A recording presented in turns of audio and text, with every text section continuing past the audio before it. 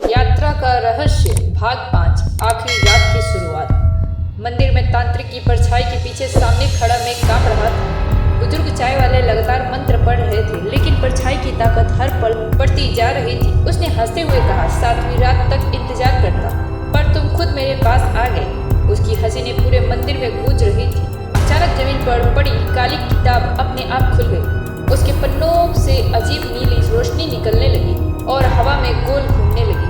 मुझे ऐसा लगा जैसे कोई अदृश्य हाथ मेरे गर्दन पकड़कर खींच रहा। बुजुर्ग चिल्लाए, मत देखो उस किताब को, वरना तुम्हारी आत्मा सीधी उसमें खींच जाएगी। मैंने आंखें बंद करने की कोशिश की, लेकिन किताब से निकली रोशनी जैसे भीतर तक समा रही थी।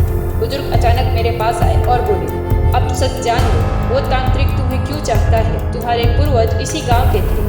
उसी गांव में उसने बलि दी थी, लेकिन एक परिवार बच गया था और वही परिवार तुम्हारा है। सदियों से वो उस अधूरी बलि को पूरा करना चाहता है और इसलिए उसका पहला निशाना तुम हो। मेरे पैरों तले जमीन खिसक गई। मतलब ये सब सिर्फ संयोग नहीं था, ये पहले से लिखा हुआ था। तांत्रिक की परछाई धीरे धीरे इंसानी रूप लेने लगी। उसका चेहरा पूरी तरह डरावना था, आधी खोपड़ी जली हुई, आंखें अंगारों जैसी। वो गरज कर बोला, आज वो अधूरी बलि पूरी हुई। बुजुर्ग ने किताब मेरे ओर धकेलते हुए कहा, इसे बंद करने का बस एक ही तरीका है, तेरे खून से। तेरा बलिदान ही इसे रोक सकता है। मैंने कांपते हुए किताब उठाई। जैसे ही मेरा खून किताब पर गिरा, वो आग की तरह जल उठी। तांत्रिक दर्द से चीखने लगा। उसकी आवाज़ इतनी तेज थी कि मंदिर की दीवारें हिलने लगी। किताब जल रही थी, लेकिन उसी के साथ मेरी ताकत भी कम होती जा रही थी। ऐसा लग रहा था जैसे मेरी आत्मा भी खींची जा रही है। बुजुर्ग ने अचानक मेरा हाथ पकड़ लिया और बोला, नहीं बेटा, ये बोझ तेरा नहीं, हमारा है। तुझे जीना चाहिए। उन्होंने किताब अपनी छाती से लगा ली। उनके खून की बूंदें किताब पर गिरी और पल भर में किताब बंद हो गई। तांत्रिक की परछाई एक भयानक चीख के साथ धुएं में बदलकर गायब हो गई। बुजुर्ग जमीन पर गिर पड़े।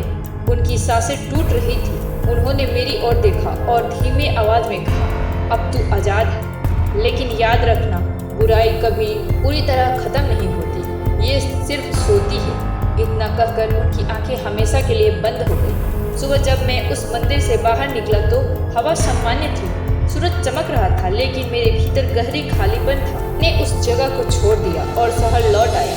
कई साल बीत गए, लेकिन आज भी कभी कभी रातों को जब आईने में देखता हूँ तो एक धुंधली परछाई पीछे खड़ी नजर आती है। कभी लगता है जैसे कोई फुसफुसा रहा हो। ये तो बस शुरुआत थी, लेकिन सवाल अब भी बाकी है। क्या सच में वो तांत्रिक हमेशा के लिए खत्म हो गया, या फिर वो मेरी अगली पीढ़ी का इंतजार कर रहा है? और क्या सच में बुराई सिर्फ सोई है?